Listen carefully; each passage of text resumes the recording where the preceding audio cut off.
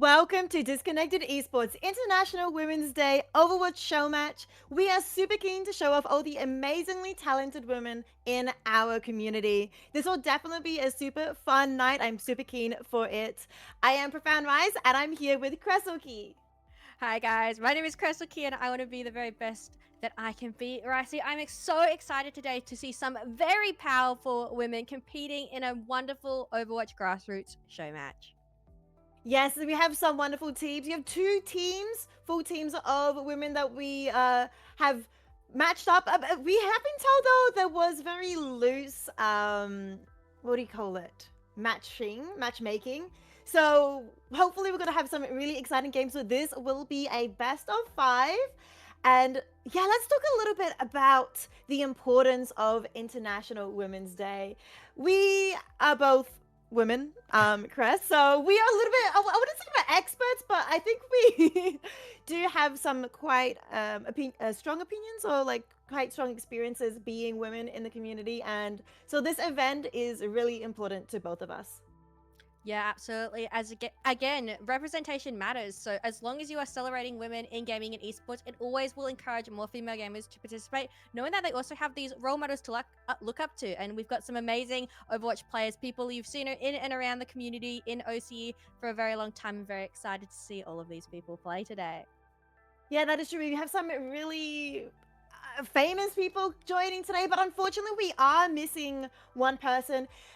Reminder for those who I'm sure are aware, we do have an unfortunate situation in Queensland with the cyclone at the moment. So we do have a couple of people who unfortunately don't have internet and can't make it today. So everybody in Queensland, please stay safe today. Make sure that you look after yourselves and all your family and loved ones. Check in on everyone as well. But yes, we have some amazing women who are here competing. And yeah, I think, as you mentioned before, it's really important to have diversity, especially in gaming, where, sometimes we don't see that many role models up in the big leagues. It's really exciting seeing what other regions are doing for women in gaming, and it's so good to see Disconnected Esports also taking a step towards that and wanting to showcase these amazing women. And hopefully, some of these players can become role models for you as well. Exactly. We've got some players who are really high elo and OCE. They're amazing. And an example of breaking those stereotypes is we've just for the first time this year had an all girl CS2 team full of True. extremely talented and wonderful women qualify for a tier 1 tournament. And everyone expected them just to get absolutely blown out of the water. But they actually played against Navi. They had one really close map and they unfortunately lost that one and then lost very closely in the second. It just really shows that this is an ecosystem where women absolutely can perform under the pressure and that they are very important to the future of esports. Yeah, that is completely true. And we also recently heard in a a different game that may also be a hero shooter how one of the one team, I think it was Sentinels. I don't know, my memory's really bad, has announced a female pro for their team, which is super duper exciting to see as well. So it is very important that for these grassroots to help build up our community. So big thank you to Disconnected Esports and for Blizzard as well for sponsoring this and running this tournament. Let's have a look maybe at some, let's chat more about how the series today will go. I mentioned earlier it is a best of 5, but nobody is locked into any roles here. It is still going to be one tank, two DPS, and two supports, but we do have a range of roles on these teams, so anyone can choose, switch, mix and match whatever they would like. And we're going to be swapping over and having a look at the teams that will be competing as well as the very talented women behind them. First up, we do have Team Lavender here with Loti, Rebel, Purple J, Eshery, and Coco. We have Eshery being, I guess, the team captain as a representative of Disconnected Esports, one of the content creators, I believe, for Disconnected Esports. And as you can see, this team, they look very strong already. Absolutely. I think almost everyone on this team is actually a streamer, so you please do go check out all of their socials as well. I believe most of the people, if not everyone, will be streaming their own personal point of view. So please have that open on the side as well so you can support all of these wonderful creators. We see people like Lottie, who I think has been in the OC community and competing in tournaments since almost the inception of like leagues such as all of the Oceanic ones. So it's really great to see people who have been in and around the community competing today. That is so true. Definitely check out all their links. If you guys don't know anyone, I'm sure we have some moderators in chat who could help you direct to anyone you are missing. So make sure you guys check out every single one of these wonderful women. So that is Team Lavender. Let's now have a look at Team Amethyst, the second team here. Now, I mentioned earlier we do unfortunately have someone having a power outage. We were meant to have Zaza Stack here leading this team, but unfortunately Zaza has lost power and cannot make it today due to the cyclone. So we have Munish replacing her. Thank you so much, Munish, for stepping up in the very last minute. You are very appreciated. And as you can see, we do have two people whose favorite hero is Mercy. We have Lil Moochie and Omnic fans as well. Just showing that, again, this is all about celebrating women in gaming. It is not about being too competitive. It's just about 10 amazing female creators coming in and having a really great time and hopefully showing you guys a really fun time as well. That is so true. It's all about having fun and celebrating each other here. And yes, two mercies.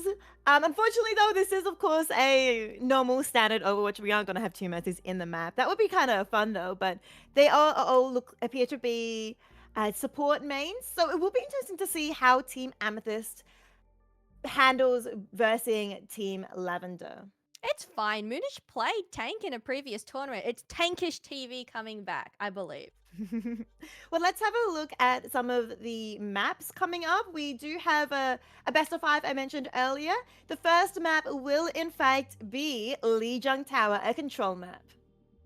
Yeah, and following on from Lijiang Tower, we'll have Escort, Hybrid, and then if we get to them, also Push and Control, noting that I believe loser will pick the next map. So Yep. depending on who wins Lijiang Tower, loser will pick next map, and I believe that the pool is completely open. They can pick whichever map that they truly desire.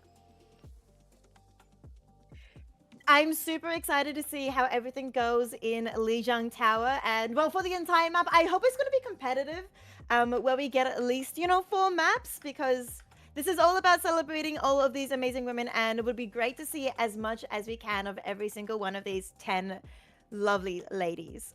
It's going to be a really fun time for sure, Ricey. I'm so excited as well to get into these games. And I just want you to know, you guys can't see it, but everyone has got really cute icons in the lobby as we're so loading in. true. We've got Team Lavender all has purple and pink based Pajamaris, and Yep. Amethyst have all of the really cute like chibi cat ducks frogs with the like blue background. So it's very cool to see that one. You guys don't get to see that, but we get to see that in the Hopefully, you background. maybe we get to see it when we load in. Not sure how soon we'll be getting into that, but I'm very excited to see these two teams play off. We mentioned earlier that Blizzard is sponsoring and supporting this event by giving us one of the launcher slots. So thank you so much for Blizzard for that and retweeting our posts. So if you guys are coming through from the Blizzard launcher slot, welcome in. We are here to celebrate the amazing, talented women in our small Overwatch Oceanic community with some amazing, amazing content creators. Yes, and again, please go follow all of these content creators participating and as well as all of the other wonderful women participating too. I'm sure we'll be able to find links for everything. But yeah, I think we're about to get into the game soon, Ricey. That'll be really exciting. But we don't just have players that are being celebrated today. We do have a bunch of broadcast production behind the scenes as well who are stepping up. It's in the esports scene. It is even, and visually, we also see not very many female representatives in playing and everything, but also behind the scenes as well. It is still fairly male dominated, so it's really good to see Disconnected Esports trading up these women in these positions where we don't have that many women in the behind the scenes as well. So it's really good to see everyone stepping up and supporting each other and teaching each other as well. So very excited to see how everything goes with that. Absolutely. It doesn't just start with the players, it is everyone behind the scenes helping to make this an amazing production. So thank you, everyone behind the scenes. I believe we're about to get into the game. So let's play some Overwatch and have a lot of fun. Yeah, we are indeed heading into the game. We are heading into Lijiang Tower first up. So let's go in. What are we expecting to see here, Cress? I mean, these aren't pro players, so we might be seeing some more, familiar characters, heroes being picked by everyone rather than a specific, composition. But what would you expect to see? I actually have no idea because, again, with the addition of perks, everything is so up in the air. It's really hard to True. just think of a comp off the top of my head. When I think Lijiang Tower, I almost have to even go, what map are we playing first on Lijiang Tower? Are we going to be going to Garden? Maybe they'll like a hamster or a wrecking ball. I should say, for a dive, or if you're going even to night market, it'd be cool to see, I think, some really powerful women dueling it out with Rhine hammers. Ooh, yes, Rhinehammers. That could be what we're going for here. We are going first to I It will forgot be the name of the map. Gardens. Yes. Gardens, yes, the gardens first. I'm so sorry. My brain is a little bit slow, but yeah, we are going to be heading into gardens first. So I like seeing a farmer here. We do have a lot of Mercy mains, so we might be able to see a pharmacy coming out. So potentially that could be what we're seeing. Absolutely. We are having a little bit of tech issues right now, so it might have to be a restart. We will absolutely see how we go. But notably, looking at the teams, giving you guys a little bit of a sneak peek, I know we are seeing. You know what I actually have noticed in this lobby, and maybe you have too, Ricey, is everyone is playing a women character. Wait, that is absolutely amazing. We do have all the women's on both sides. Hopefully, you guys will be able to see that very soon. Um, but yeah, unfortunately, we are having a very laggy situation at the moment. But I think we might be a bit more stable and we're ready to go in, maybe? Actually, the first fight is happening right now, but we are experiencing quite a bit of lag on the stream right now. Um, I don't. Should we be giving them the live feed? We'll just go through this and we'll do our best to cast this even with the slight lag. But Munish will be taken out. I believe Ashley was taken out earlier just before we switched over. But Machi will be able to get the res off onto Munish. Big resurrect, but Machi will be punished for that, unfortunately. First team to take over will be, in fact, the Amethyst, and they will be able to get 4%, 5%, but Axolotl is going to take revenge. It's still being contested, but Team Lavender will be able to retake the point. It was actually a really close fight at the start there. Esri got so low at the beginning of the fight, but they just had to back out a little bit, get all of their heroes back, and as you can see, cleanup coming through before they could retake the point. But notably, actually, still in control of the point. It's only just flipped over. It has only just flipped over, and they're only just reaching the same percentage. 14% for both teams now. Chomi has switched off a female character and is now playing Soldier. Fair enough, fair enough. Soldier is very useful to take down the Pharah here. And while Purple Jay might be a little bit of a menace here, who doesn't have Mercy Pocket with them, though. On the other hand, CD Cat, who is also playing Pharah, does. It's going to be interesting to see because the Mercy adds so much sustain into a fight when you've got one person playing, just pocketing that fire, damage boosting the rockets. Bit of a trade happening between City Cat and Ashri, Anna and Farah, but the revive comes through from Little Machi. Munish taking down Axolotl. The tank has been taken out. Coco as well. Back in control of Team Amethyst. Yeah, Team Amethyst just managing to hold on to the point, but Axolotl getting quite low. Is getting low, will just survive though. Looking at the ultimates coming through, we have a Valkyrie for Little Muchi, as well as CD Cat and Omnic fans are about to get theirs as well. But the other hand, there are 4 ultimates for Team Lavender. Yeah, 4 ults on the side of Team Lavender, and they aren't too far behind. They can probably take a quick fight here, as we can see Esri trying to challenge CD on the fire. They are trying to challenge Farah, but Farah will be able to get away. Purple Jay is high up in the sky, will be taken down by Moonish. Out comes the Kitsune Rush and Valkyrie from both teams, but the grab coming out is big. It's massive. Lavender is doing their absolute best and taking out so many people, 55% on both teams. But Ashley with a massive 3-pick cleans the team up. Lavender will take that fight, but they do have to use a couple of ults to get there, so it might not be too bad for the side of Amethyst. They are only going to be coming back with a Kiriyosh, but a very powerful ult, maybe building them towards their soldier ult, which could clean up a fight. Purple Jay might find it hard to stay in the sky with a visor on the field.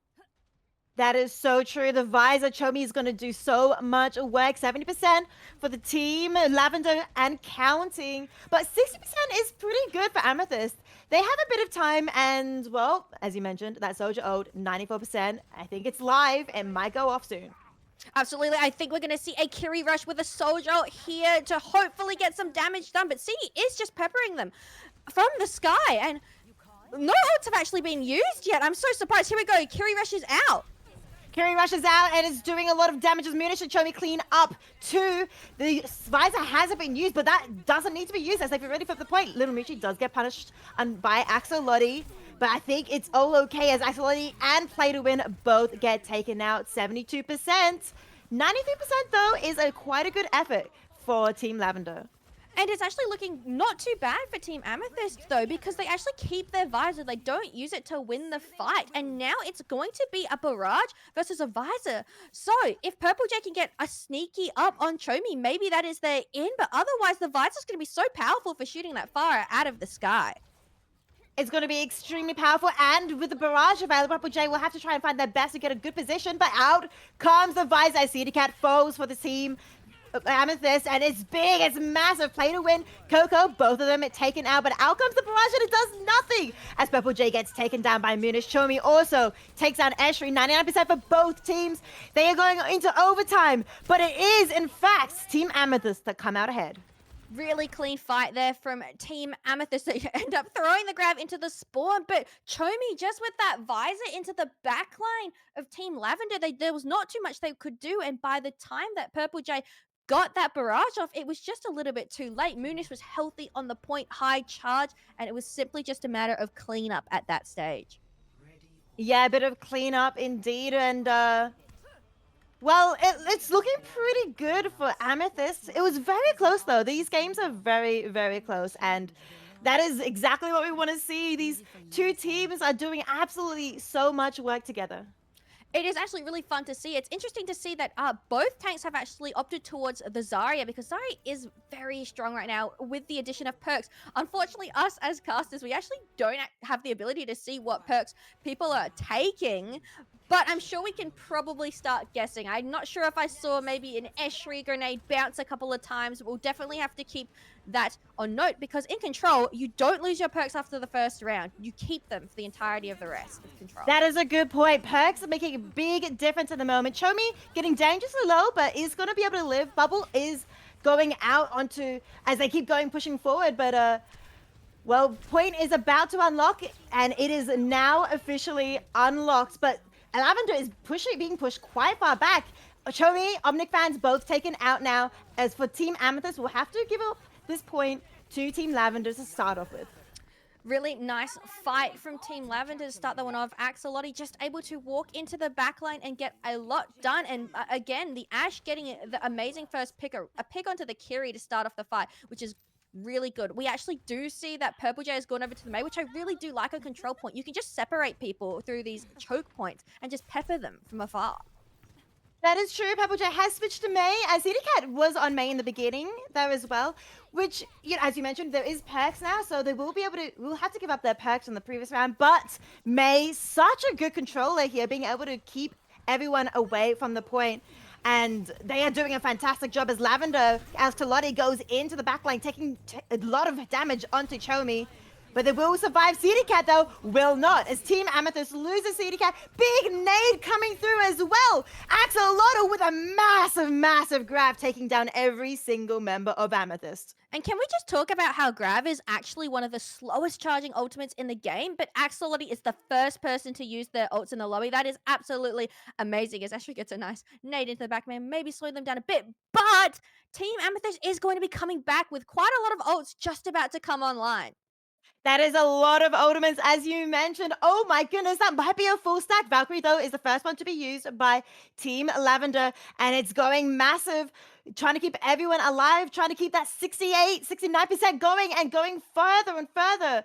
Now, out comes a blizzard from CD Cat. Is it going to be enough? As Valkyrie also and Kitsune Rush gets popped off by the team Amethyst. And it's going to be a massive grab, though, this time from Moonish, taking down Coco. Mochi, though, CD Cat are the ones that fall instead while they use everything. While Team Amethyst tries their absolute best, it is going to be Team Lavender that takes the lead. And it's a massive comeback from Team Lavender. They just managed to stall the point out enough, and I don't know if there's going to be another fight from Team Amethyst. There might not be 99%. Yes, it is going to be completely captured by the team Lavender.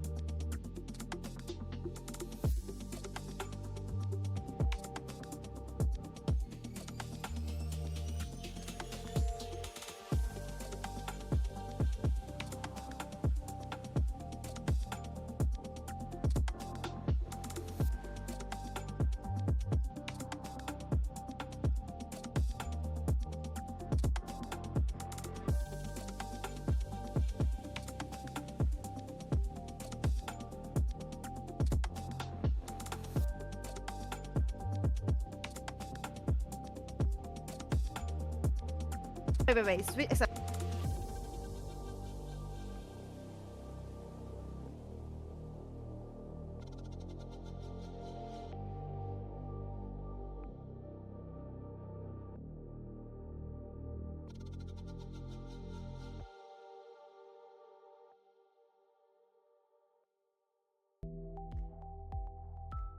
Welcome back. It is, of course, OCE here, and wouldn't be OCE without some tech pauses, tech issues, of course. But we are back, and I believe we have fixed everything. Fingers crossed. Knock on wood.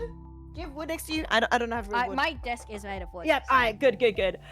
So we will be heading back into the game, and we haven't missed anything. Well, I mean, apart from the tech delay, we did pause in the middle of a map, so we have one round each for each of the teams, and we will be going into the game and doing the final round in our first control map on Lijiang Tower. We have absolutely no idea what you guys saw of that last bit of that last round in Control Center, but we are here on Night Market now, and we are seeing mostly similar teams running out, except for now we can see Chomi has swapped over to the Echo, which I do quite like on Night Market because it is, there is actually quite a lot of high ground that you can keep on Night Market, but we do see both teams are still going to be rocking out with the Zarya.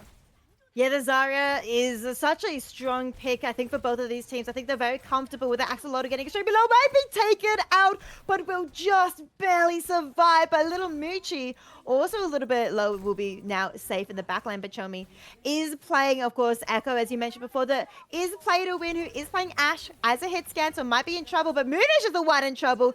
And play to win is traded out. The Resurrect is going to be successful, but at the cost of little Moochie's life. And now the team is fighting on the point as CD Cat also fell. Team Amethyst may be in trouble and will back away. It is actually crazy how much Axolotl is getting done on the Zarya right now. You can see already at 70% of the grab, getting on 80%, and just absolutely running through the back line of Team Amethyst. That is a good point. Doing so much damage, 90%. About to get that ultimate as Omnic fans also fell in that little skirmish as they pushed them all the way back to spawn. But Moonish gets revenge, checking down Purple J. Out comes the grab, both grabs.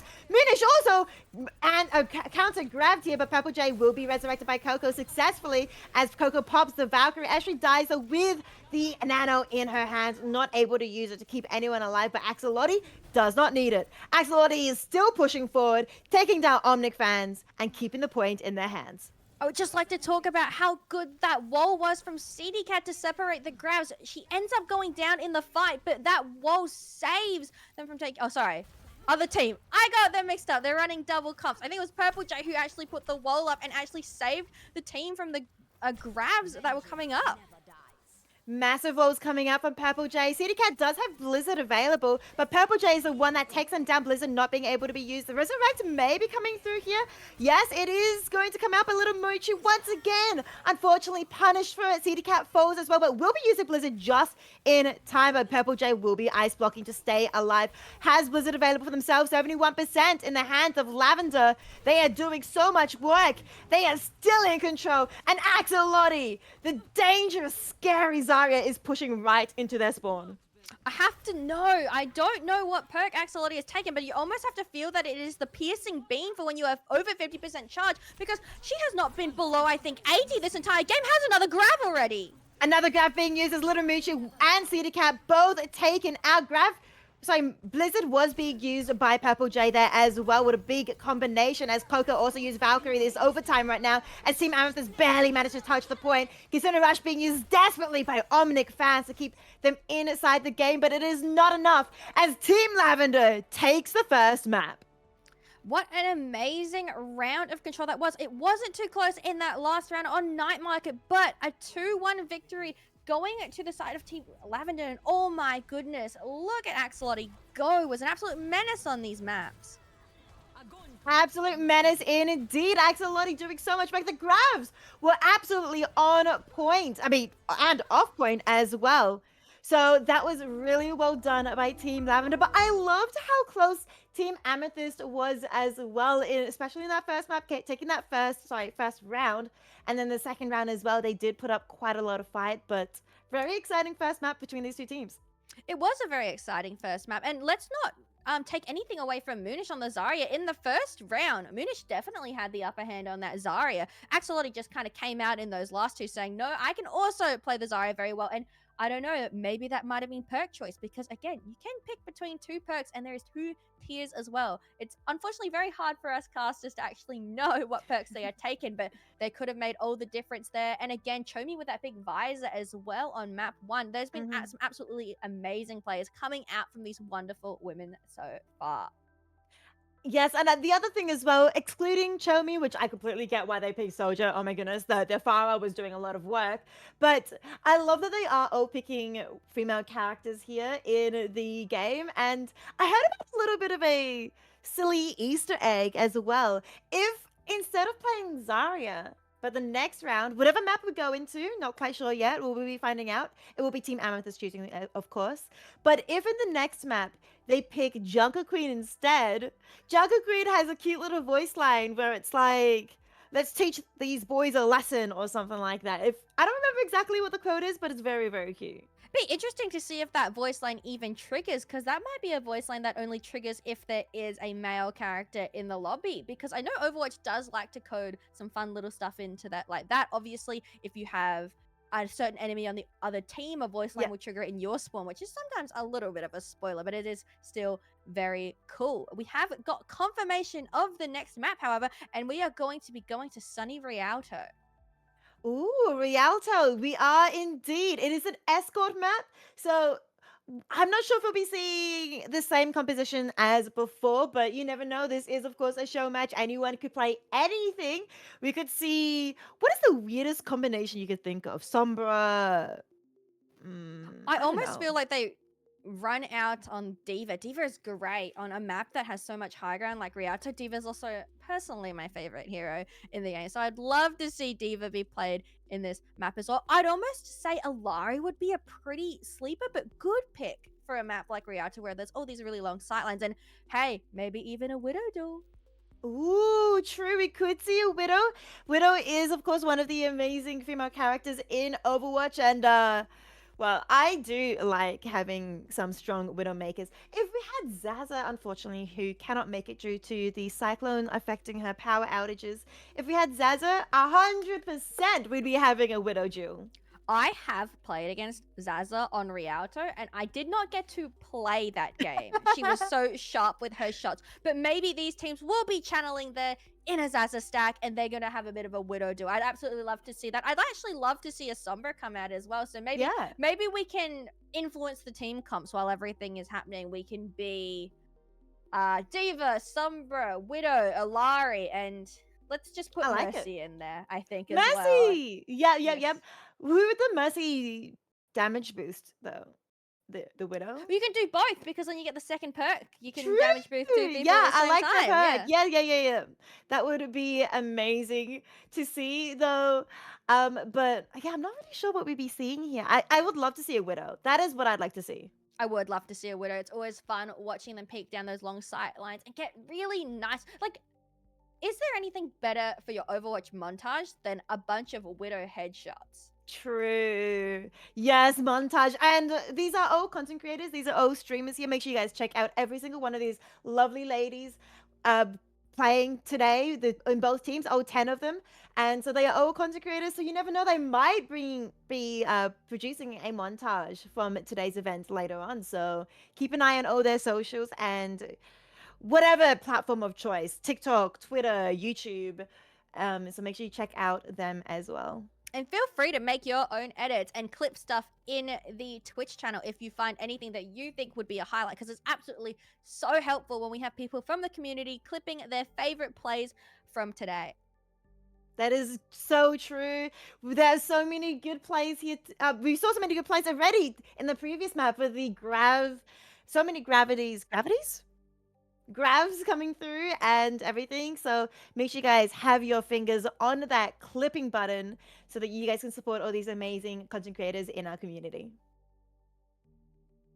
We are just loading into the game of Rialto right now, so it won't be just a moment until we get to our second map, and hopefully we can see Team Amethyst taking this one back, tying up the series 1-1, or will Lavender continue their dominance? Map Rialto, absolutely gorgeous map. I love the river flowing through the entire map. In saying that though, I also do have a love-hate relationship because sometimes we do get booped off, especially on that first point. If they choose not to stick with the women team, we might see a Lucio or a Hog, but no, everyone will be in fact sticking to. Wait, Bastion? Bastion is an honorary woman, right? Well, we don't know, right? Like, Right? Bastion could be either or. Exactly. I like Bastion. Bastion's a Bastion is a good egg. very good egg. And I mean, the name is Omnic fan, so you know, if you guys, if they're a fan of Omnics, I think Bastion is a wonderful Omnic.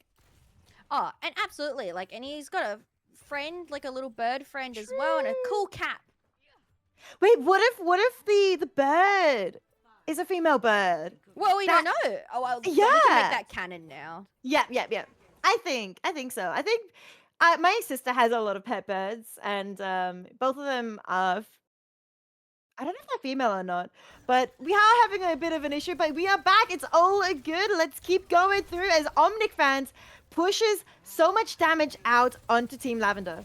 I love this pick of the Sojourn from Eshri with a Mercy Pocket. You just got so much damage done by spamming down these chokes. Sojourn's such a strong hero in the meta right now. This Bastion, Omnics fans can barely peek right now.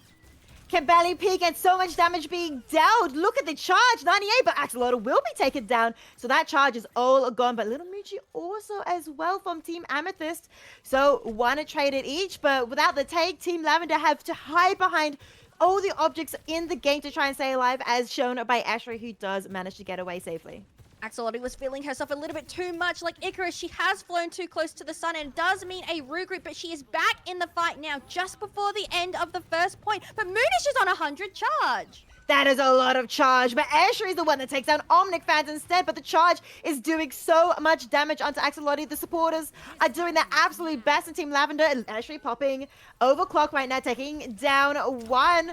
But is that going to be enough as Little Moochie also gets taken out? There were no supports for Team Amethyst, but there were trades back and forth. But as Moonish falls, the point is in Lavender's hand. I was actually really excited to hear Sojourn go 1, 2, because after Sojourn gets a kill in overclock, you do hear her count. Eshri does get 2, but 1 was with the sticky grenade, so it doesn't actually end up counting, but still a very good ultimate, saves them the fight, and just before the end of first point, Team Lavender has held.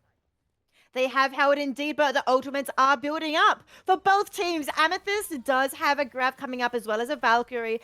Grabs have been so amazing in this series so far, but Axolotl also potentially about to get that grab too. But Eshri in the neutral takes down Seedy Cat.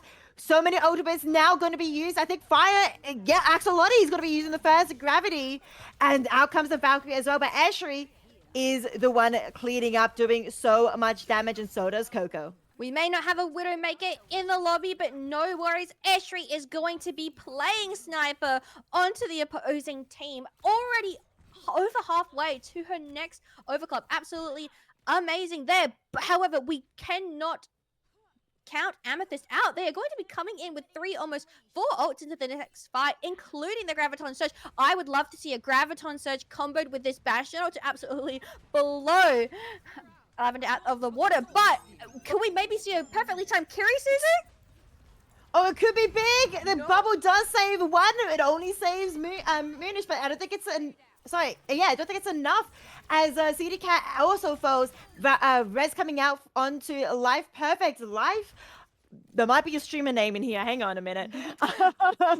As Omnix also falls, it's still in the hands of Team Lavender.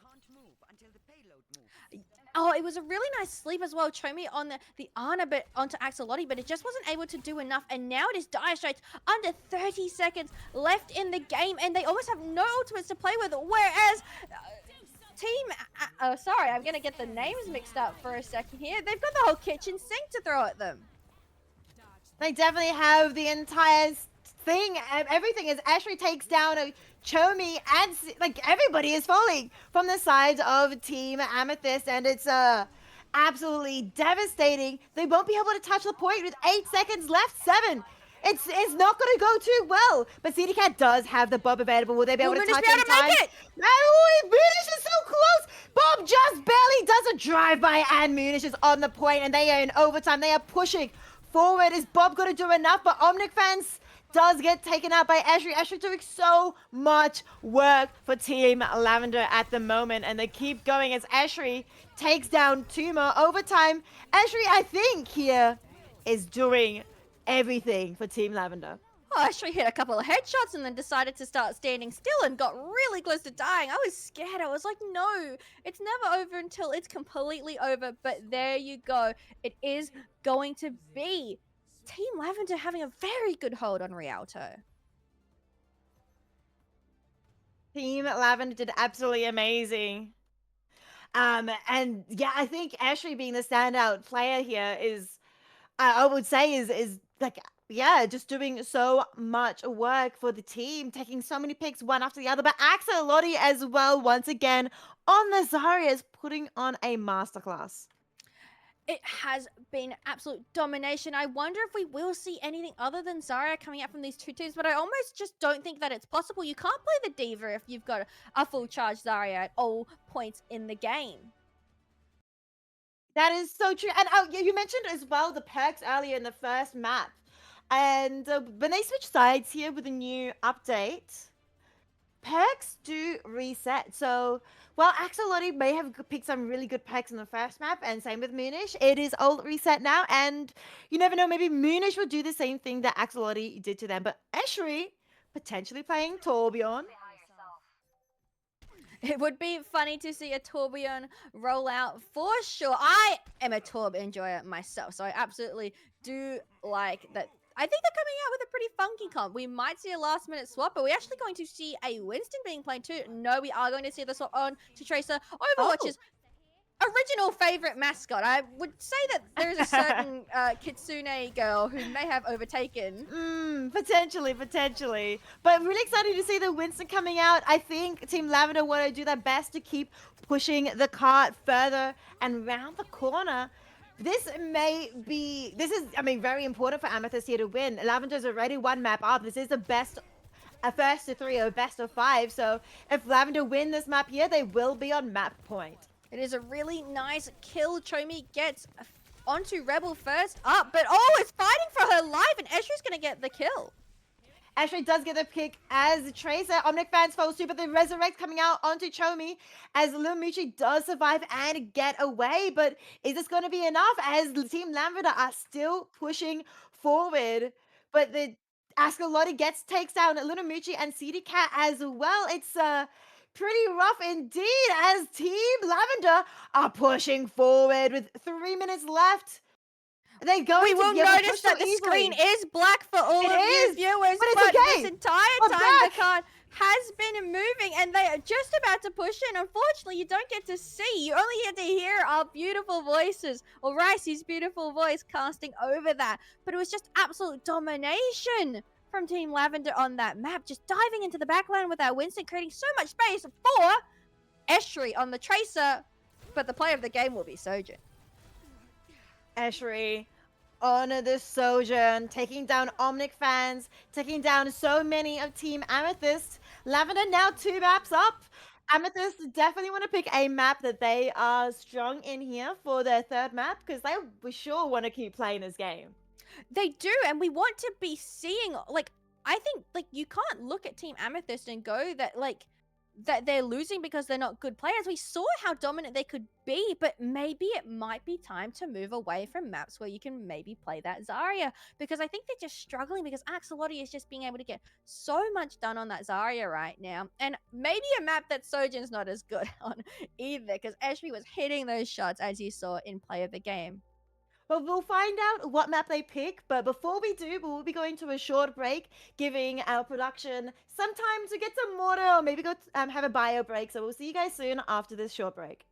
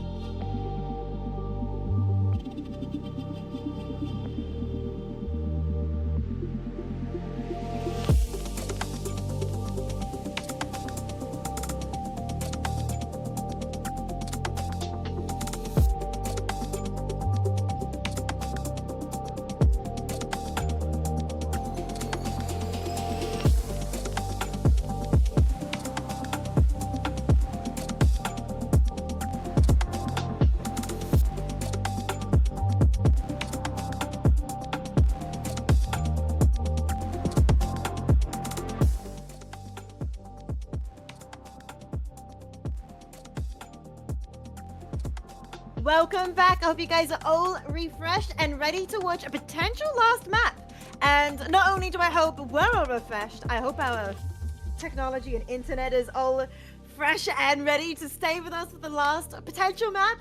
Or maybe we'll get 3 more maps. We never know. I am hoping that we will get some more maps because I don't think that this scoreline accurately represents how good Amethyst have been. There have been some amazing plays that this team has made throughout the series. So they didn't have the best chance or the best time on Rialto, but we have more maps with more opportunities for them to show how good of a team they are.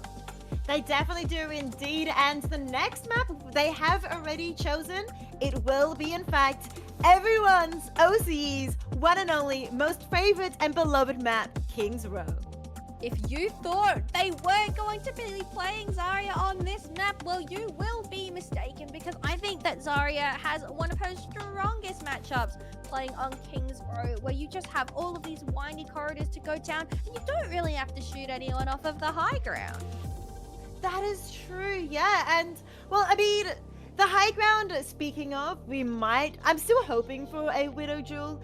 The attackers might, bring out a Widow for a quick sneak peek, just to see if they could find anything.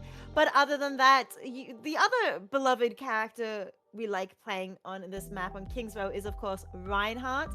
Whether or not they'll break the International Women's Day celebration of the female characters in Overwatch to play Reinhardt is a question. But if they do, then, maybe Zarya, the two Queen Zaryas, may be taking down their thrones.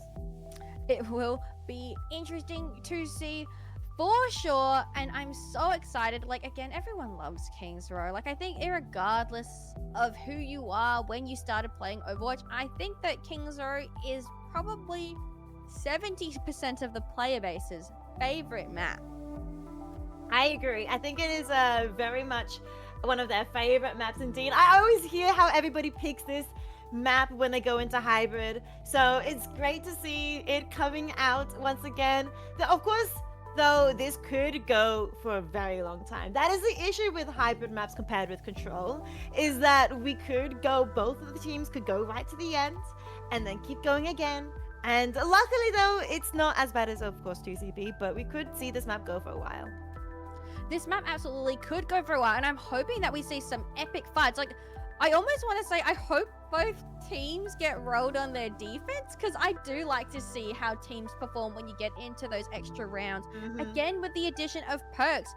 True. When you're attacking, you get your perks, and when you're defending, they clear. But as soon as you get into your overtime rounds, everyone actually gets all of their perks from the start. And guys, I have a top tip. Something that you might not know is you absolutely can go in your overtime rounds and pre-pick all of your perks for all of the characters while you're in spawn. So that if you do have to make a quick change to Lucio, you've got your perks ready and you don't have to fiddle with that at the start of the map. That is actually such a big brain tip. I love that tip. But I guess the other issue is you don't know whether or not you'll be switching to that hero later on for a particular reason. So maybe there are some heroes you don't want to pre-pick the perks for. But are these two widows I see? I do see two widows on the teams. Maybe they were listening to us on Rialto and they want to give us a bit of a show. I'm so excited. Eshri, we've seen, has amazing aim on the Sojourn. And CD, I have seen play Widow. It's actually crazy. Like, CD would beat me in a Widow 1v1. Yeah, I mean, anyone in this lobby will beat me in a 1v1. But you are a fantastic player, Cress. So hearing you say that, makes me super excited to see what CD Cat here will do. I'm so excited. We're going to be expecting a Widow, and we're just going to see Chomi take someone's head off instead, so that'd be quite funny. That would be actually very funny. Where did the Ashray Widow, is she just waiting for a little? She is waiting for a bit. I think we're actually going to restart the map because we have loaded into Singapore servers, because that's always fun. This is the true OCE experience right here. For sure. 1, technical difficulties, 2, internet issues, and 3, you've loaded into Singapore for one of your games. We love Singapore, whatever you want to call it. But we also don't really like it at the same time. I think it's nice that we do have a server nearby that we can sort of switch to when the OCE queues might get a bit slow. But at the same time, it's not our favorite thing to play on ping. I think the worst part is normally when you load into a Singapore server, everyone goes, "Are we on Singapore?" Everyone goes, "Yes." So everyone from the lobby is playing from Yeah, Australia, that but is they've true. managed to load into a Singaporean server, which, it happens. It happens. Stop picking Junkrat. Stop picking characters that play well on high ping. But good news is we don't actually have to do that in these lobbies. We do get to just keep resetting until we get into a OCU server. And they have restarted this game so many times. I think that the Australian servers might be down for custom games right now. Surely not. I hope not. We I'm only need watching Punch like you. select Yeah. Australia Sydney server, and it is just like, no, your preferred data center is unavailable. That is so crazy to me. Must be so many of us Australian, OCE, New Zealand players just super excited to get into perks, to play the game that we've just used up all the servers. We've used every single one of them.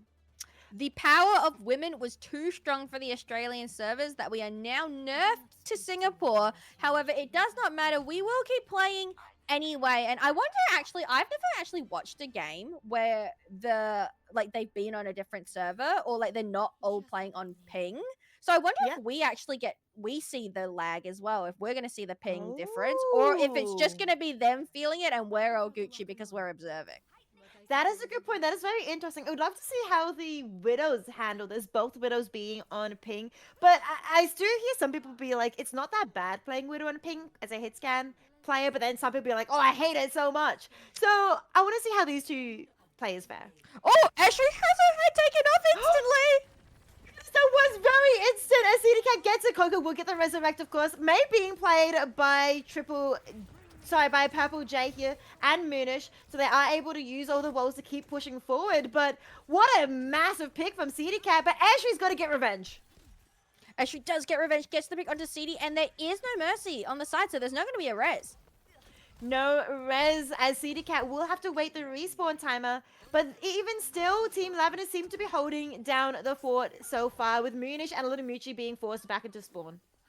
They are forced back into spawn right now. It is going to have to be a regroup. I like this angle CD is trying to get a good pick onto Ashley. However, it is going to be hard because Coco is able to probably just stand around a corner and get a rest. So CD definitely not in the driver's seat in this Wooded 1v1, not because of skill, but just because of team composition. Yeah, that Mercy Resurrect is very powerful, and it should be back up very soon as well, so Ashley can peek with no fear at all. But Michi, a little bit antied, coming through, pushing through. They will be able to push through Amethyst, pushing through to the choke point, but still not able to quite touch the point yet. Purple J pushing forward on May, takes down Moonish. City Cat falls to Ashry. Omnic fans also falls Team Lavender, still in the driving seat. They are just able to clean up these fights so quickly with Axolotl just running through them on Zarya, not really pressured at the moment at all. I wonder if we might see a composition swap from the side of Amethyst, and we do. We see Lil Muji moving onto the Moira, maybe just for a little bit more sustain. Possibly more sustained, yeah. And Omnic fans, we did mention this earlier, but they are playing Ramacha here. Maybe they're trying to do their best against the Zarya, against Adelotti Zarya, which is absolutely strong. Speaking of, we have Blizzard coming out from Purple J. Axolotl, also 5% away from the grab. Valkyrie is available for, and is going to be popped by Coco. Chomi getting the pick onto Ashry is massive, though, for Team Amethyst as they keep pushing forward. Now out comes the grab that I was mentioned earlier as Axolotl takes down Moonish. Resurrect does be successful onto Ashry, and Team Amethyst, despite getting so far, is going to fall one by one. They will be able to get 1 tick and a half, but is that going to be enough? Oh, with Ashry's 1.5 minutes left? They are surrounded, as Little Mochi is also extremely low, will be taken out. I think the respawns have come in time for Team Lavender, and they are going to be holding this point. However, I say that, Omnic fan pops the Ravenous Vortex and is just running into them, killing everybody. Absolutely fantastic work coming out from Omnic fans. I mean, that is another Omnic, by the way. Omnic fan definitely living up to their name. We've seen them play Bastion and now Ramatra. I like how they're trying something different on the side of Amethyst. You can see that Moonish is actually just playing the Mei and has moved over from that tank role on Zarya, and now they've got their Omnic on the Omnic, and she's just running through and punching.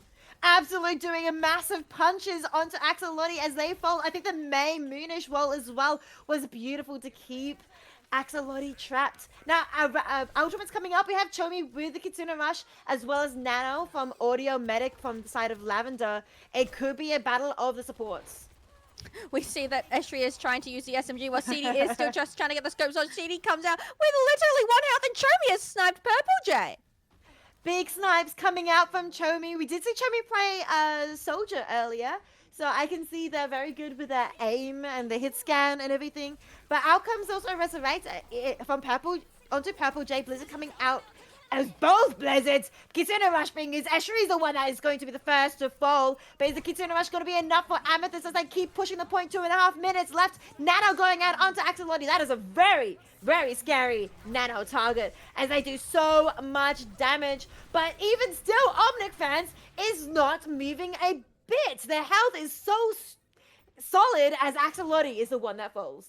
That is the one really good thing about Ramatra in this matchup. You can just place a shield, and even on 100 energy, it takes so long for that Zarya to charge it. So you're just able to go into your Nemesis mode and just start punching for free. And a lot of damage that did deal. And as a reward, Amethyst... Oh, no, they do not cap point. 11 centimeters left as the Cat takes down Eshri. They are player 1 up. Out comes Gravity from Axolotl. This could be dangerous territory for Team Amethyst as they are going to fall as well as CD Cat. Coco, though, will be taken out in revenge. It is a bit even at the moment as Audio Meta gets completely harassed. Out comes a Blizzard, though. Oh, no, that wasn't a Blizzard. The ice block. That was a perk. Yeah. That was the perk as Moonish utilizes their mini Blizzard to take down a couple. It looks like Amethyst will be able to cap point here with a couple of stragglers. They unfortunately lost Purple J for a second there, but I just want to say, to open that fight, CD has been getting some really good shots on Eshri here. Has almost, I'd say, be winning the Widow duel, which is absolutely crazy. I know CD, known for playing the likes of Ana and other supports heroes, coming and really having a good performance on this Widowmaker.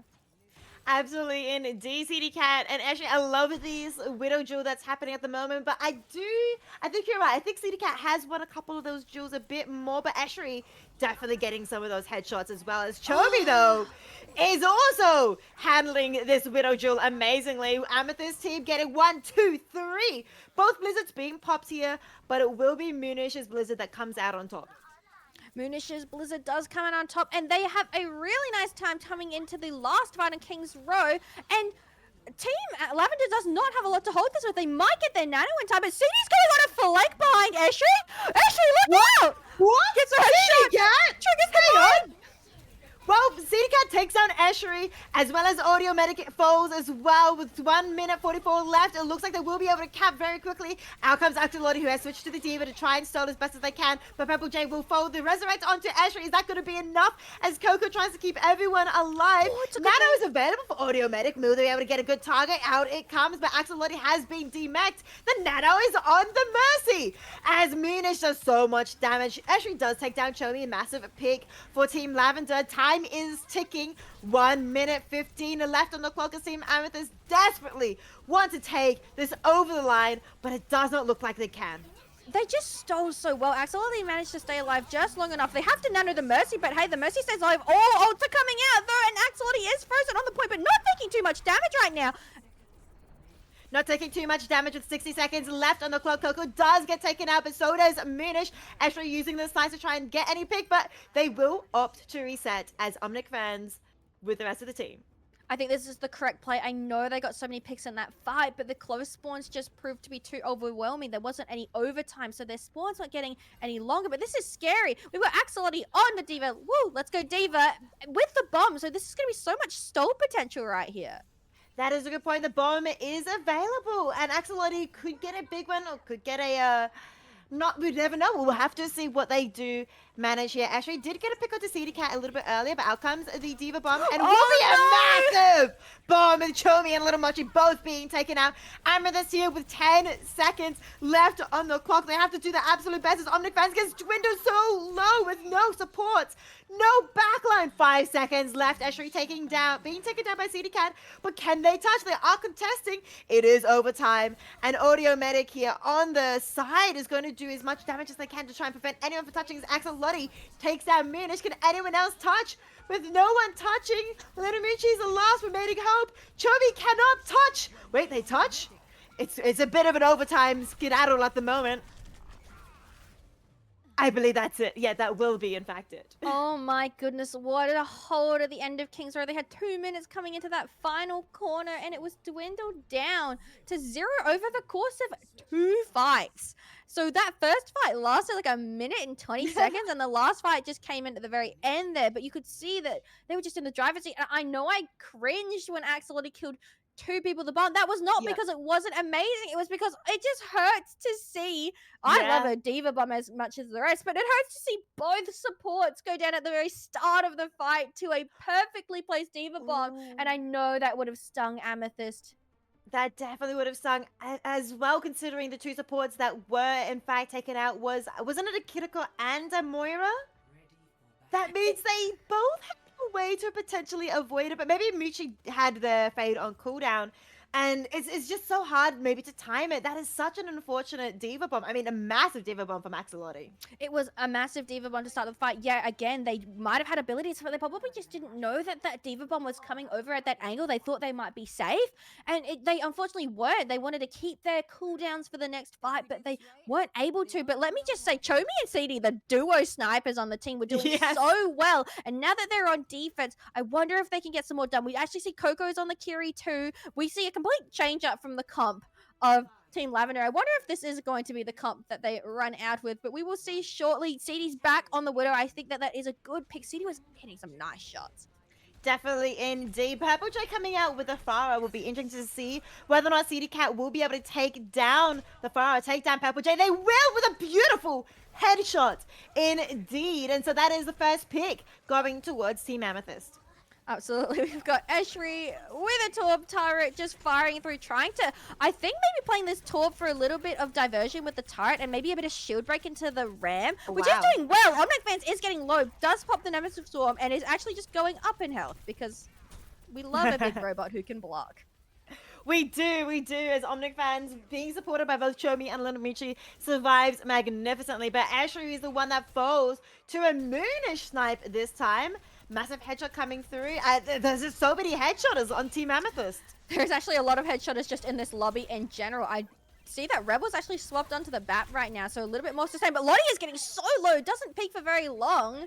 And it's already low, and they're getting held here right now pretty handily at this bridge. It's going to have to be, I think, a pick coming out from someone that's going to help them get onto this point. Good point, and there's a potential pick coming out with a Diva Bomb. Oh my God, 3Ps! Omnic Fans, Little Michi, and Chomi, all four, City Cat, Moonish, everyone has been completely team wiped. That is absolutely insane coming out from Lottie. And again, on both supports, the two characters who might have had abilities, but maybe she just might be a god at like seeing when they've used their abilities. Oh my goodness, what an amazing bomb from Axolotl on the Diva. Absolutely, I am just in shock. I think it was 3, right?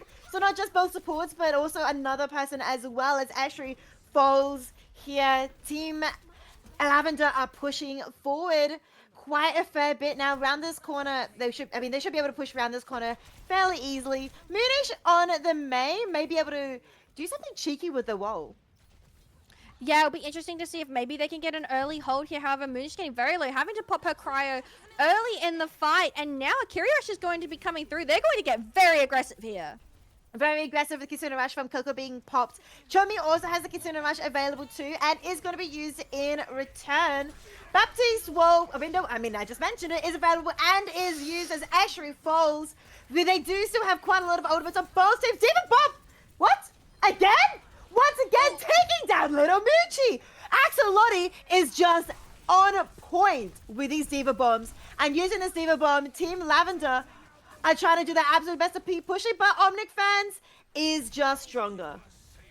Yeah, they win that fight. They do have to invest quite a few ults into it, but they've still got their Blizzard and their Coalescence coming from the next fight, and now they have the opportunity to hold them through this very daunting art trait on King's Row, where that Mei is going to be so useful. True. Yeah, the May does have Blizzard available. It could be an absolutely massive Blizzard as Chomi takes down Purple Jay. Massive pick from Team Amethyst. Team Amethyst want to keep this defense going, but all Omnic fans getting low will of course be healed. Blizzard being used by Moonish, taking down the taking down the Diva eventually, as Axolotl managed to survive for quite a while.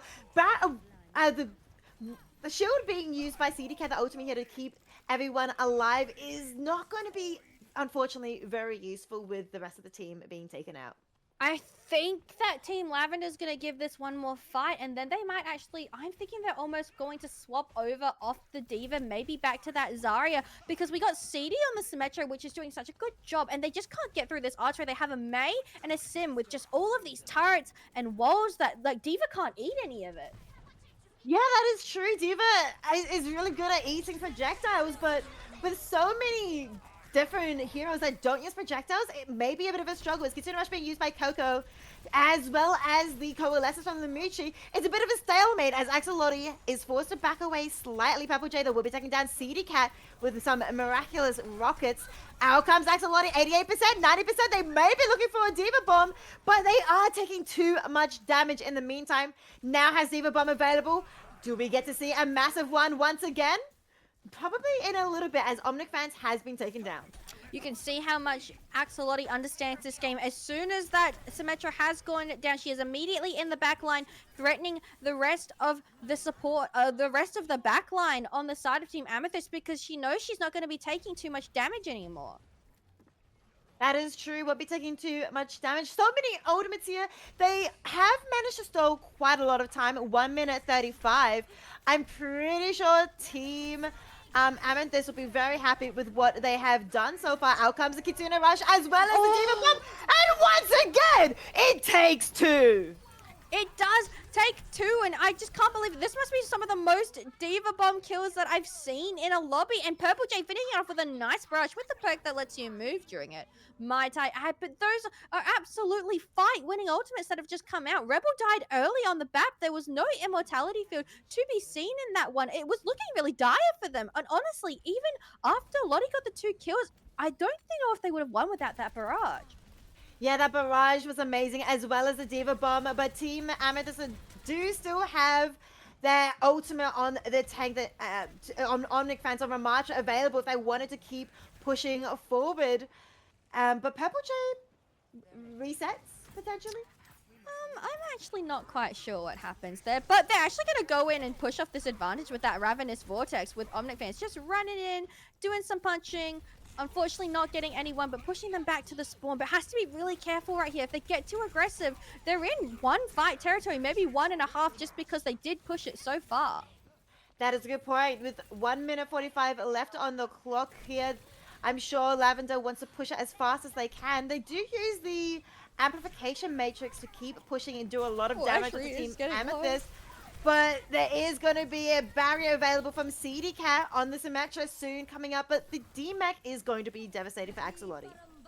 It is going to be devastating. I think Axolotl is going to have to try and reset. However, Esri in the backline getting Chomi, but they're just trading out right now. And this is just defended favored. Definitely defender favored as they try and push around this corner. There's a couple of corners here in this last point, so definitely want to try and do their best to get through. Esri, I don't know if you mentioned this before, has switched over to the Tracer, does have Pulse Bomb available. If Esri gets into the back line, it could be massive. There's also Diva Bomb. Barrage is back up very soon, and as well as the Kitsune Rush, it could be massive coming out from Lavender. I almost expect for this shield to get placed down and then for Axolotl just to go into a bomb into the backline. You see Esri fighting with CD and is very low, manages to live and gets the pulse bomb kill. And now another bomb. 1, 2, yes! It's massive. It gets two players from Team Amethyst are down now, and Axolotl taking advantage of this, takes out Little Moochie. No support for the side of Amethyst. So many ultimates, though, they do have. And out comes Omnic fans, but where are your supports? You cannot survive without your healers, and Omnic fans will fall. 20 seconds left on the clock. Moonish does have Blizzard available, may be able to survive and do something magical here, but they do not need to get to the end. Lavender only need to get as far as Team Amethyst did, and with 10 seconds left, it could be closing in.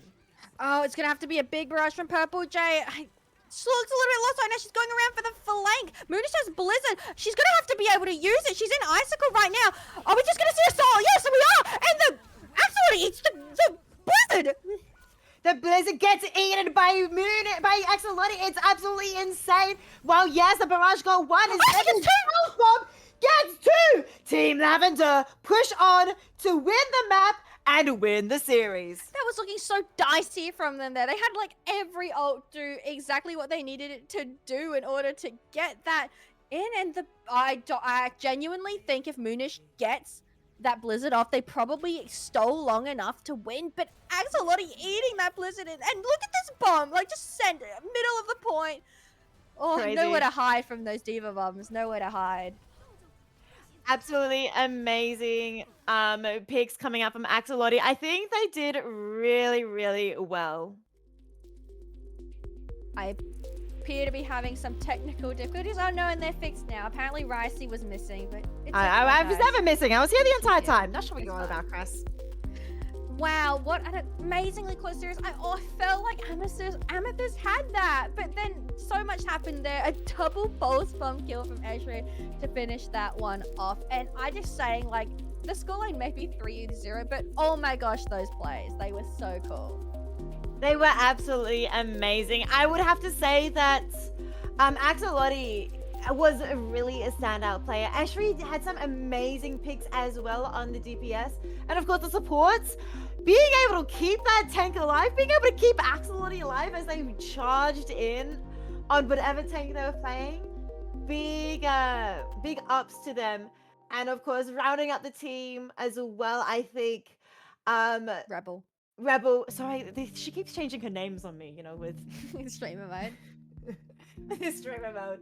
I think she did absolutely amazing rounding up the team. But I would have to say Lottie definitely performed extremely well today. Absolutely. I have played against Lottie. Lottie has been around in the community for a very long time now. Very scary player. Absolutely showed up on that Zarya and wowee. Well, we do get the honor of announcing an MVP, Chris.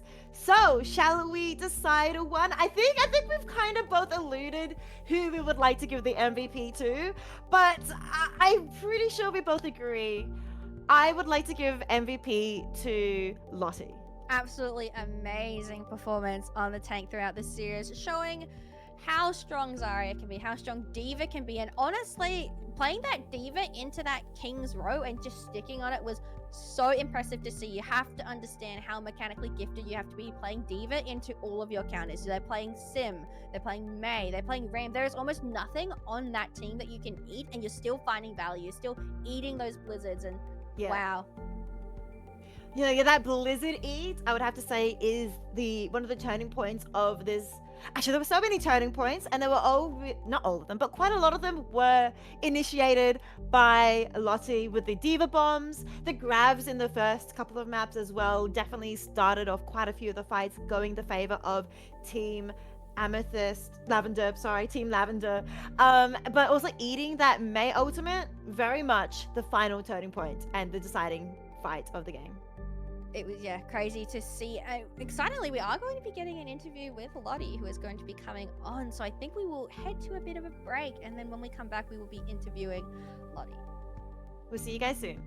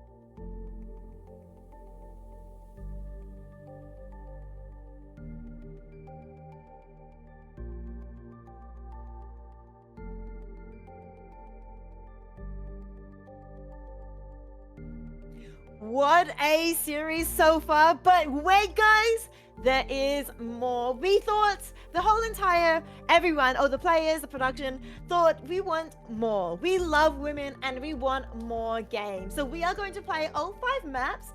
We are, though, shuffling the teams a little bit, Chris. We are.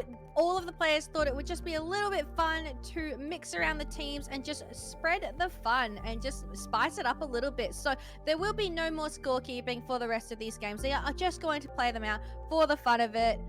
The teams have been randomly shuffled, and we are going to be going into Clash. And Yeah, we're going to be going to Throne of Anubis. Yeah, the teams have in fact requested Clash for some odd reason. I don't understand why, but they appear to have some sort of desire to cause themselves a bit of pain, in my opinion, on International Women's Day. But you never know. They may enjoy, in fact, playing Clash. So, as you mentioned, Throne of Anubis. I'm actually excited to see how Clash these two teams play in Clash, especially with Turks and with the new mixed up teams. It is going to be interesting. I feel like these teams are going to be really fun to play against each other, and with how close some of those fights are, we might see some very long Clash points unlocked. True. Hopefully we'll see a close Clash game as well, because Clash can be a very quick game mode if one team just gets a little bit ahead, especially with perks. You can just start steamrolling into that first spawn door. In fact, I thought they were actually reworking Clash, because they are like, sometimes it is just a little bit too quick, but that is true. I believe Clash has been removed from the comp this season, right? I don't I remember thought seeing it had, but I feel like I've almost played it, but maybe that is actually just not true, and I'm making I don't stuff remember. up. We'll have to have chat to fact check us. I don't know, maybe next season there is no Clash. I'm not sure. I thought they were removing it, but I wouldn't mind if they do remove it and change it a little bit. I feel like Clash is one of those games where it's very you have to lose to win, and that's why it's a bit confusing. But some people do love Clash, and maybe it's one of those meme modes. Maybe it'll turn one of those meme modes like 2CP is now. It is interesting, right? Because Clash is based off of 2CP, and it's probably, again, the most polarizing game mode that is currently in Overwatch. But hey, I quite actually like Clash. I think that obviously it can be very steamrolly, but coming back, you can always come back in a Clash game. Like, I think what you said is you can actually not push into your enemy's spawn and still technically win a Clash game, just because of how that works. And it's a really interesting kind of game mode as well, with that back and forth. It's all about momentum. As soon as you lose that momentum, you just start losing points, pushing in. And again, it's so hard to push that last point. I do like the implementation of ticks on the last point, because it is a bit impossible. But we are going to be getting into Throne of Anubis. We are indeed, and oh my goodness, Anubis looks so fancy. Look at him over here in that corner. I mean, don't forget, we did get an Anubis skin, right? With Reaper. I think he looks pretty good. With that. What was it again? I forgot the name of those skins. What are they called? The Mythic. Mythics. Thank you. Oh, my brain is not working today. My brain is only filled with how amazing all these women are, and not about mythic skins. But here we go. Look at the teams. They have been, in fact, switched up a little bit. And I'm pretty excited to see how this goes. I'm excited to see how these team goes. Notably, we can actually see that Eshley is going to be playing tank. CD's on support now. Rebel's still on DPS. We've got Chomi on the support. Lottie is going to be staying on the tank. But Omnic Fan's going to be playing DPS for this one, so it's going to be very interesting. I'm very excited to see how these teams roll out, and we actually see a Sombra being played in the lobby for the first time. Ooh, yeah, Sombra was very interesting here. Not an Omnic to, I mean, has a bit of tech, I think, inside of her, but it's technically not an Omnic. Diva being played by Ashery goes quite hard onto Purple J. I think doing quite a lot of work, but of course the bubble from Axolotl is going to save them. Little Moochie is the one that will be taken out by Ashery instead. Purple J now without the Mercy combo. Yeah, Ashri actually just went around because knew that little Moochie was low and just went into the back line. Meanwhile, Axolotl was pushing forward into the other team, so it's given them a little bit of presence on the point. However, Axolotl does take out CD. It's not good to lose your support early. Not good to lose support early, and Purple Jay will also be taken out as well. Munish doing their best to stay on point and keep them away. Lavender now slowly taking some of the point, but is it going to keep going in their favor? Yes, it is, as Chomi and Rebel take 3. That was an amazing showing from Rebel. Hit so many headshots on the Ashe. Axolotl still standing on the point, however, is really low, but does manage to take down Moonish, and this fight is going back and forth. Oh my goodness, it totally is! As CDK gets another 2, this may be the final picks they needed for Team Lavender to capture the point, but will Amethyst be able to touch? No, they will not be able to touch in time. I really like that CD was able to come out and just clean up right there, showing that Alari can do quite a lot of damage, has a pylon and force sustain, and it is going to be the first point going to the side of Team Lavender in quotation marks. Yes, in quotation marks, indeed. As Rebel gets a beautiful headshot onto Omnic fans, that's gotta hurt as a Sombra. Purple J gets dangerous low with the Resurrect coming through from Little Moochie onto Omnic fans. That does bring them up to a 5v5. Moonish has Blizzard available, may opt to use it here, is using it as Coco will fall. Little Moochie also falls as well. Hacked though, Moonish will be hacked. I think that might be bad for the poor May, as Purple J and Omnic fans will though fall as the rest of the Team Lavender keeps them up. And here we go. This is where the tides are going to turn if they're going to. But with Team Lavender now approaching the last point on Clash, I just want to say Estri doing such a good job of negating Lottie, even though on the Diva, CD's doing so much and Rebel is hitting so much shots as well. Oh no! CD Cat taking down Omnic fans will definitely hurt Team Amethyst, and Ashley with a Diva Bomb taking down Coco. Diva Bombs are going crazy in this series as Little Moochie and Axolotl also get taken out. Last point is now available to attack as they are approaching the first tick. Here you go, though. It is so hard to take this last point of an Anubis just because the Swans are so close. It takes so long to tick down. However, we've got Bob going, shooting through an Ant Matrix and a Sunrise Buster. Oh my goodness. So many ultimates being used from the side of Team Lavender, and they are going crazy with it. Axolotl also falls as well, and the final tick is nearly achieved.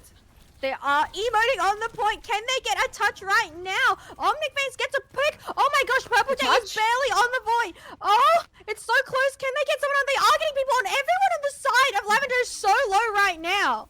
They are so low indeed, but Moonish cleans up Coco. Axolotl falls, and Little Moochie falls too. Oh, Team Lavender are in their lead at the moment. The May be able to turn things around with the Blizzard coming out, taking down Omnic fans. Oh my God, the Consider Rush. Is that going to be enough to keep touching? But Ashley has been, in fact, DMX, the tank for Team Lavender, has been taken out. Team Amethyst may be able to turn things around as Axolotl, who has switched to Diva, takes down Chomi. City Cat's healing pylon will be taken out, and Amethyst are still in the game. Crazy close. Oh my God, 3 people like Baby Diva and friends on the point. They are going to take point E, but now they cannot lose a single point. They are basically going to have to push into the into Team Amethyst's spot if they want to win. And Omnic fans already low by Moonish. They are low and they are taken out now indeed as Purple J also falls as well. Team Amethyst, they desperately need point D, but Team Lavender are still in the lead with a Diva Bomb coming out as well. No one will be taken out, but instead Baby Diva takes down Little Moochie. Axolotl gets demagged, will have to be forced to pop the bomb to get that make back. But Lavender are on point. It's Lavender with pressure on the point right now. They only need 1 more point to win. Moonish just keep using the Cryo Blaster into the thing. Eshric takes down Coco in the backline, and ults are just being expended because they know they just need to win this one fight. And however valiant the effort was that they did on a point E, I think it is going to be over with a capture of point D, and it is. Lavender wins themselves another map in this mix-matched, quote, Lavender team. But that was really well played by Ashley, CD Cat, Chomi, Moonish, and Rebel. Wait, Rebel? And that, yes. Rebel on the Ash. I assume this is actually going to be, oh no, it's going to be right at the end here with the, oh, just gets a really nice angle behind them. We didn't actually get to see this, but damn.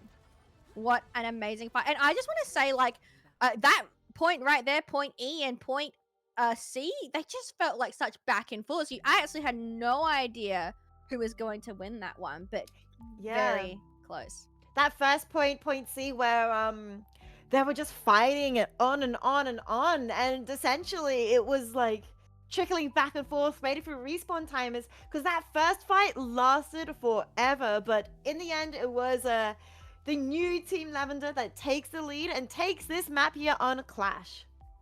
They do end up taking Clash, and they are going to be swapping teams again for the final map, which I believe should be Push, but they also might just choose to play another map because this is really about the women today.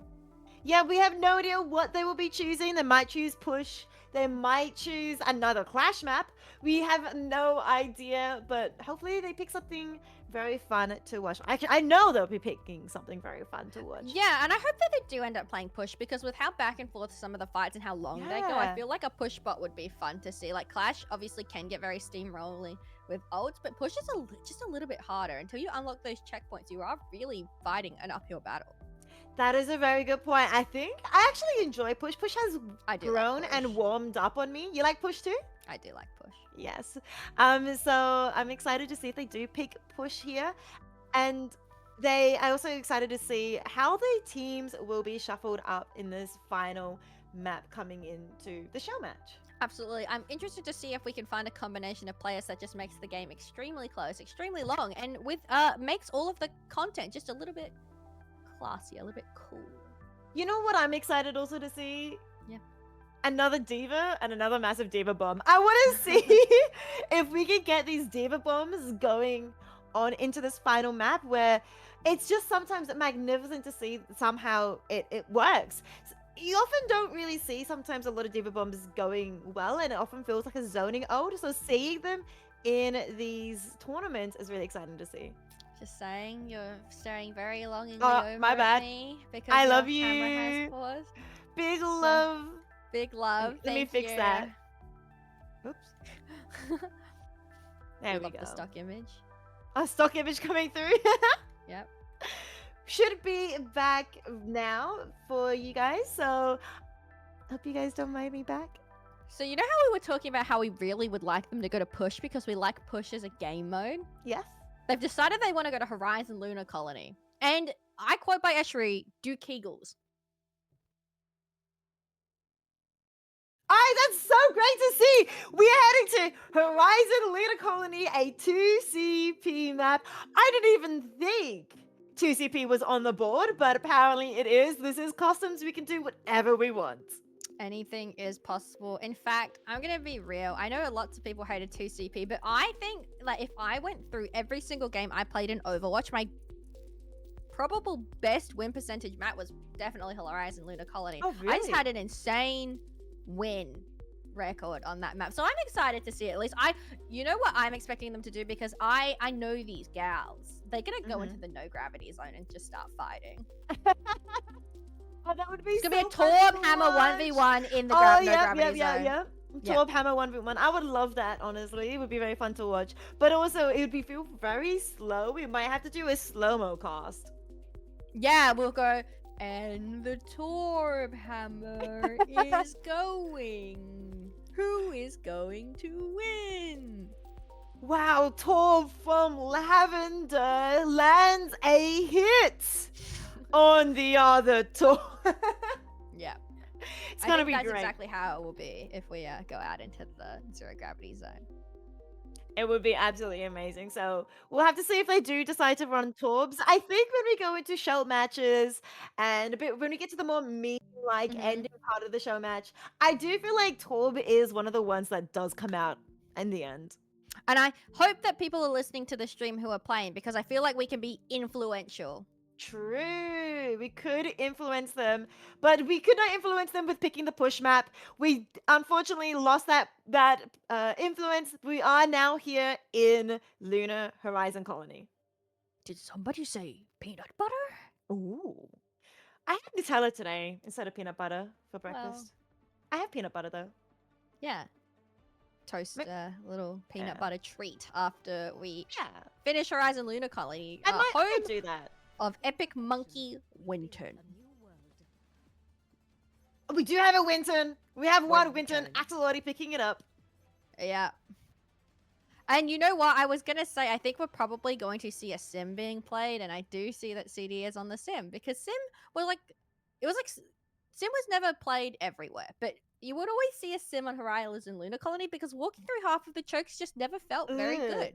So now you just TP straight to the point and you try and you win a Ah. fight. That is a pretty big brain strategy. This is why you have one of the highest, like a really high win percentage on Horizon Lunar Colony because you know these strats. Did you ever play Sim then? I did. I wasn't the sim player. I was the Rhine player. Would you believe? Oh, Yes. Or the Lucio player. Yes. yes, yes. Oh, the little hidden compartment with a banana, carrot, Banana. potato. Okay, as we get into the comps, everything's sorted around. We actually see Esri is over on support now, playing Lifeweaver as Lottie just Oh, jumps on in on the Winton Overwatch. But I would be very careful of that Bastion. Dashin is very scary, especially when you're playing Winton. But I mean, Omnic fans got extremely low there with all the turrets and Axolotl doing so much damage. Now it's being taken out. Will be taking down Purple Jay as well. Axolotl doing so much work. Somehow survives against the Bastion as well with Chomi as the support to keep them up and deal damage. Now first point has been captured in record time. I think that Lavender just got a little bit too into holding that high ground. They didn't notice that everyone had dropped points. So when Omnix fans noticed, just dropped to the point immediately, got killed, and then it was all Jova from there. But now this is the true test. Can you push True. second point onto CP? Maybe they can, and we end up going 8-9 in the end. I hope we don't do that. But CD Cat will be taken out as by Omnic fans. Team Lavender are pushing forward, and are gonna do quite a lot of damage. But Michi gets the resurrect off, but will be suffering for her efforts. As now the Blizz are coming out from Moonish, with no Moonish in sight, as they were also taken out. And there you go. This is just 2 CP, right? You can get the picks, but the spawn is so close, especially when you have a Mercy that's going to bring someone back into the fight. True. Wait, is there still a fight going on right now? I Hello? think that maybe, as Coco has now been resurrected, and well, the Bastion also has ultimate here. Not quite sure if they're going to be using it. Oh my goodness, so much damage onto CD Cat. They fall down. Now Valkyrie is going to be used by Little Moochie as Axolotl gets a pick too. Are they going to be able to get one pick here? It's so They close. might. Oh, that tick is so close to coming through, and they're getting the picks now. Little Mochi gets the res onto Axolotl, and now they actually got a little bit of pressure right now. They're resetting right now. I think they're just trying to get away from that Ramo while he's punching through. They are trying to do the punch, I believe, as well, trying to do as much damage. Ashley does have tree available, won't be able, not using it just yet as Omnic fans gets taken out. There is a tree to keep everyone alive, but Ashley, despite the tree, gets taken out by Chomi. Resurrect comes out onto Omnic fans with Rebel also falling here. It's a bit of a back and forth, and the first tick still not achieved. Yeah, I don't know if Omnix fans has actually died in all of this. Here we go. Bastion are coming down to try and get a kill right now, but they're just like, look at this. They are slowly getting picks, but not a single tick has been taken because we are on 2 CP. There it goes. Wait, there we go. First tick now achieved. Going for a second one achieved as well. They are potentially looking at the third, but it is now being touched by Team Lavender. They are contesting as best as they can. Out comes the Blizzard from Moonish to try and secure the point, and they secure it with 3 minutes 53 seconds remaining. Very respectable time bank, enough that you probably could at least get 2 more rounds out of this, depending on how quickly Yay! Team Lavender pushes. Oh, it's so chaotic watching 2 CP. There's always so much going on, and you never really get a rest, right? Because I thought Amethyst was losing, and then they started winning, but then they were winning but not taking any presence on the point. It was stuck just under that 1 tick mark for like 50 seconds, and then it goes all the way down, and then it's all the way back out. 4-minute time bank. Is that peanut butter? You say it so perfectly. Oh my goodness, I love it. But yeah, I think that is in fact peanut butter. That would make, I'm sure, would make Winston so being sad. delivered to you so you can have some it? after the stream. Oh. Yeah, a little sweet treat, mayhaps. I guess the good thing about being on the moon is that. Oh no, it's a bad thing too, because it would just constantly keep moving. So if you accidentally push it out, it would just then keep going for like maybe infinity until it's eventually slows down. But other ways, you could also just leave it suspended in space for a little bit, and then it will like sit there. Well, forever. how will it slow down? Well, there is slight some gravity, so eventually it will come down to the moon. What if not the to peanut butter Earth. flies into the sun? That'd be unfortunate. That would be the saddest thing ever. Oh my goodness. Sad. Okay, as we see these teams roll out, we're going to be seeing Esri on the Lucio, which I can't wait to see this rollout. Are you ready for this epic International Women's Day rollout? Where's Esri's It team? didn't. They did not Yeah. all get the memo. They didn't get the memo. That's okay. CD Cat still on the Symmetra will be a bit frustrating to verse. Axolotti is still playing Winston here on defense. Actually, on the Lucio, though, we'll be able to touch point and do a little bit of damage onto CD Cat, trying to take her down, but we'll be supported by Muchi.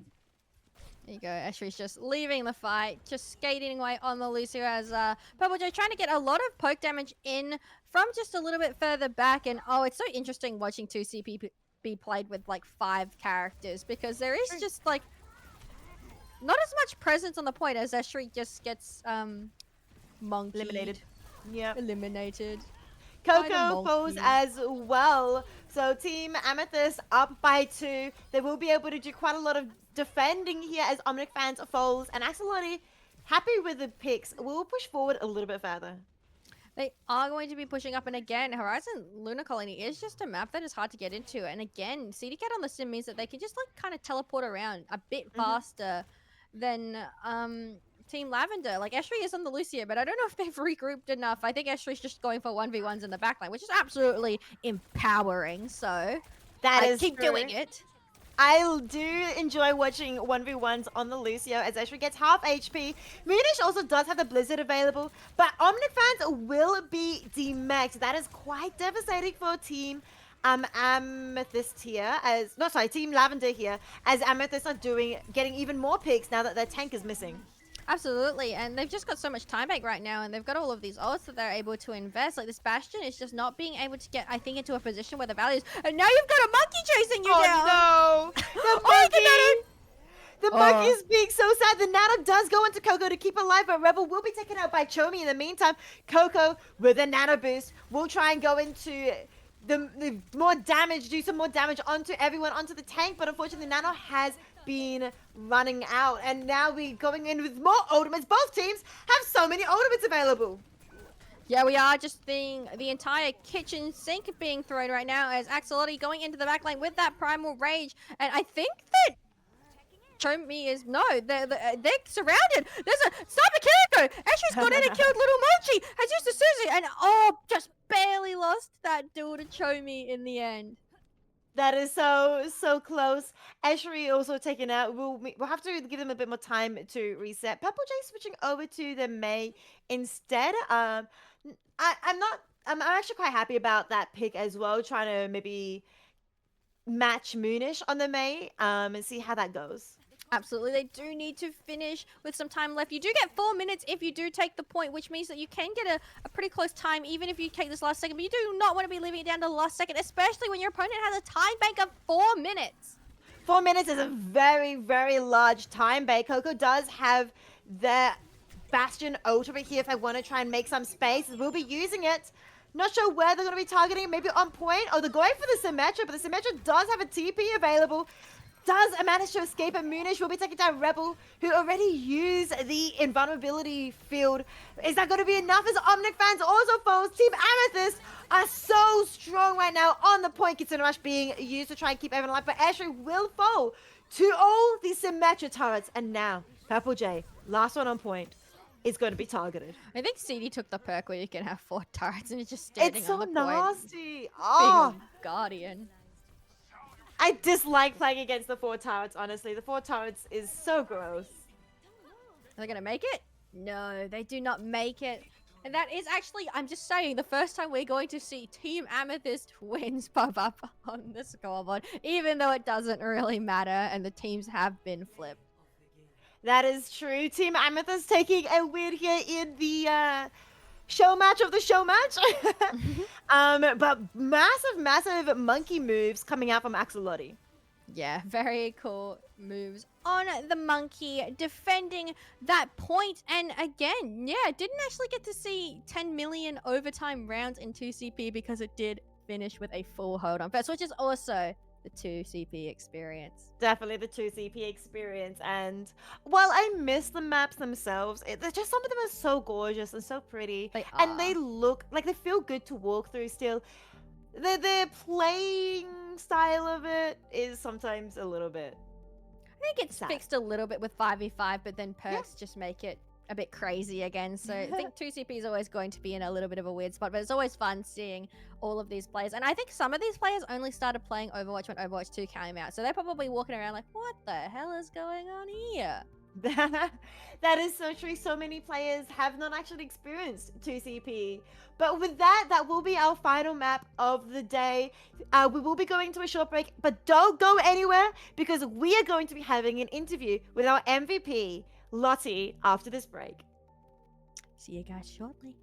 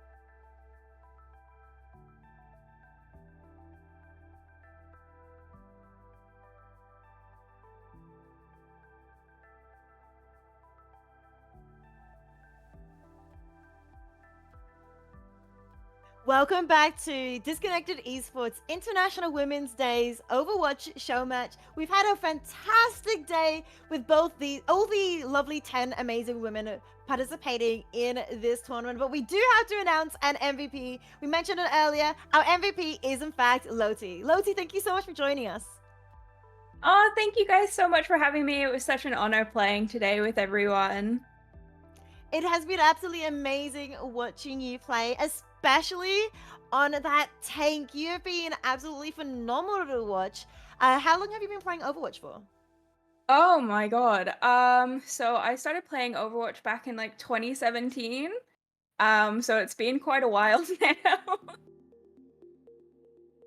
Yeah, that is ages. I think I remember like seeing you compete and around in the lobbies, and you always were just so good. It always frustrated me so much. So it's very cool to see you absolutely pop off. Since you've been around in Overwatch, you've been through quite a few seasons. Who is your favorite hero?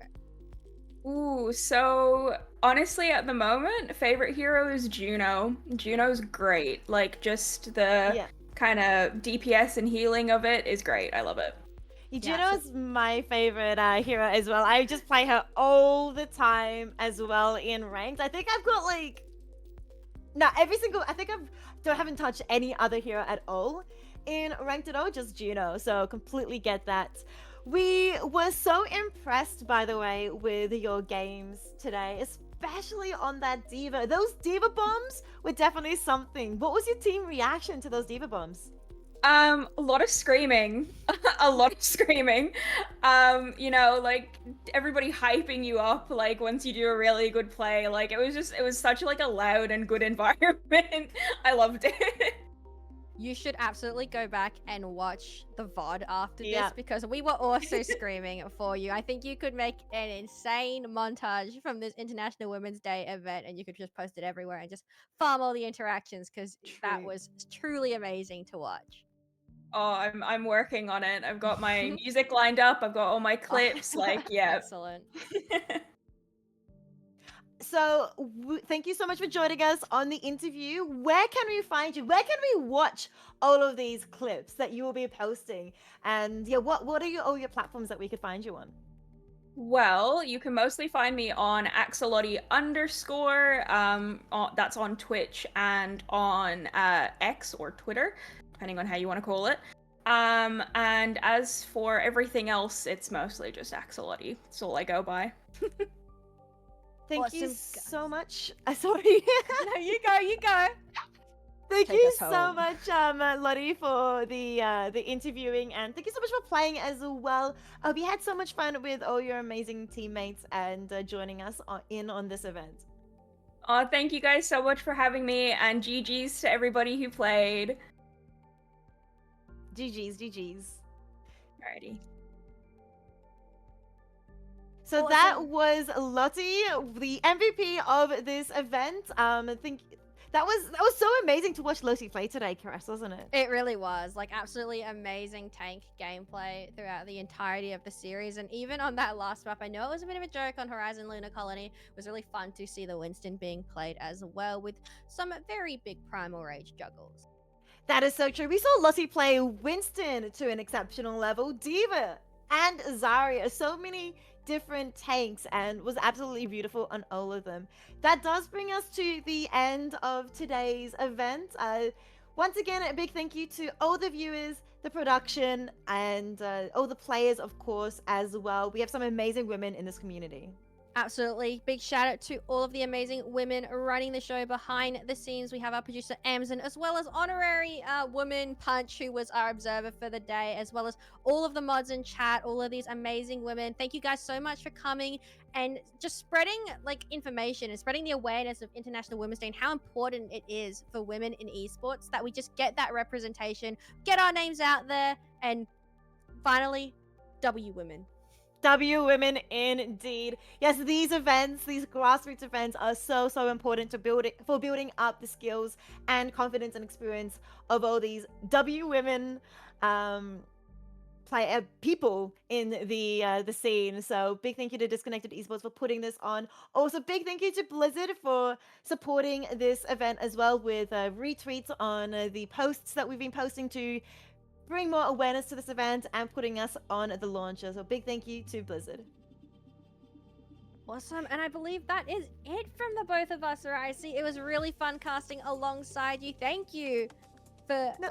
being your bubbly self on the stream. And despite the technical difficulties, Yeah. I think we did an amazing job. I think we did amazing as well. And we've both promised ourselves peanut butter after this, haven't we? So I'll meet you downstairs after this and we'll have some peanut butter toast as well. So thank you guys for joining. We'll see you guys all next time. Bye, guys.